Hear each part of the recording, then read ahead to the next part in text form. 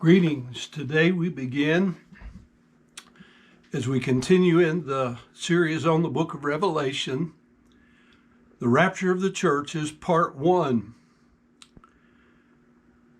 Revelation 4:1 says, "After this I looked, and behold, a door was opened in heaven.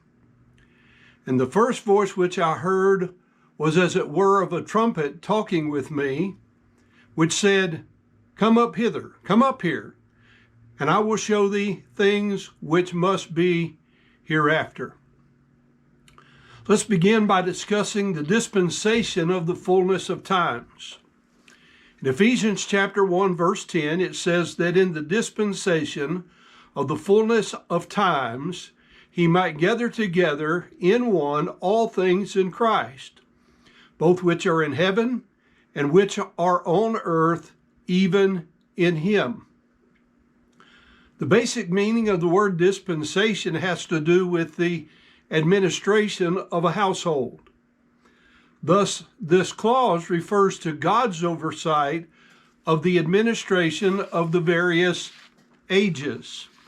The stated purpose of God's administration of these ages is, quote, "together all in Christ." It has been a historical consensus that the number of these various ages or times is 8, which is the number of resurrection or of a new beginning in the scriptures. The Bible in 8 ages by Dr. L.D. Foreman identifies them as follows. 1, the pre-Adamic age, which we understand to be eternity past. 2, the Adamic age. 3, the Noahic age. 4, the Abrahamic age. 5, the Mosaic or the law age. 6, the church or grace age. 7, the millennial age. And 8, the heaven age, which we understand to be eternity future. Now let's note the description of the age endings as revealed to Daniel. In answer to Daniel's earnest praying, God revealed to him some things concerning the future of his people, the Jewish people, and their city, Jerusalem. We'll read from the book of Daniel, chapter 9, verses 24 through 27.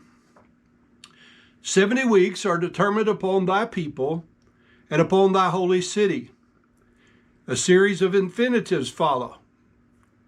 To finish the transgression, and to make an end of sins, and to make reconciliation for iniquity, and to bring in everlasting righteousness, and to seal up the vision and prophecy, and to anoint the most holy. Know therefore and understand that from the going forth of the commandment to restore and to build Jerusalem unto the Messiah shall be 7 weeks, and 62 weeks. The street shall be built again, and the wall, even in troublesome times. And after 62 weeks shall Messiah be cut off, but not for himself. And the people of the prince that shall come shall destroy the city and the sanctuary, and the end thereof shall be with the flood, and unto the end of the war desolations are determined. And he shall confirm the covenant with many for 1 week, and in the midst of the week he shall cause the sacrifice and the oblation to cease. And for the overspreading of the abominations he shall make it desolate, even until the consummation, and that determined shall be poured out upon the desolate. So we see that Daniel's told that a period of 70 weeks, and that's 70 weeks of years, 70 times 7 being 490 years total, are determined upon his people and their city. They would be in captivity for 70 years so that the land could have her Sabbaths of rest, which the people in their failure to obey God's law had not given it. 49 years into this 70-year period, the commandment to restore Jerusalem would go forth. The street and the walls would be rebuilt in troublesome time, according to verse 25. We can find the fulfillment of this prophecy in the book of Ezra and Nehemiah and some other related passages. This marks the end of the full captivity, 7 weeks times 7 years, or 49 years. And after 434 more years from the commandment to restore Jerusalem, 72 weeks times 7 years would yield 434 years. Messiah would be, quote, cut off, according to Daniel 9:26. The signal event marking the end of the Mosaic or law age and the beginning of the church or grace age is stated to be the death, the burial, and the resurrection of Jesus Christ. The New Testament teaches that the signal event, which will mark the end of the church or the grace age, will be the rapture. We find this in 1 Thessalonians 4:13 through 18 and 1 Corinthians 15, 51, 52, etc.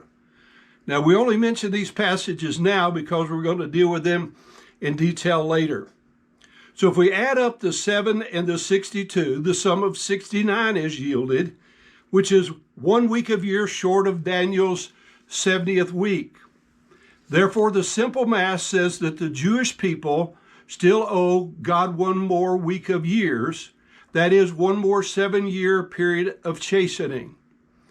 Before God moves on to the next age of his plan, that would be the millennial reign of Christ, he's going to collect his 70th week from the Jewish people in Jerusalem.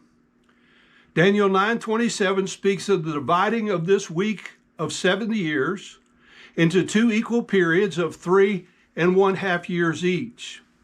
You see, in mercy on God's part, he's going to condense the severe chastening of his people to the last 3 1/2 years of this 7-year period which they owe him.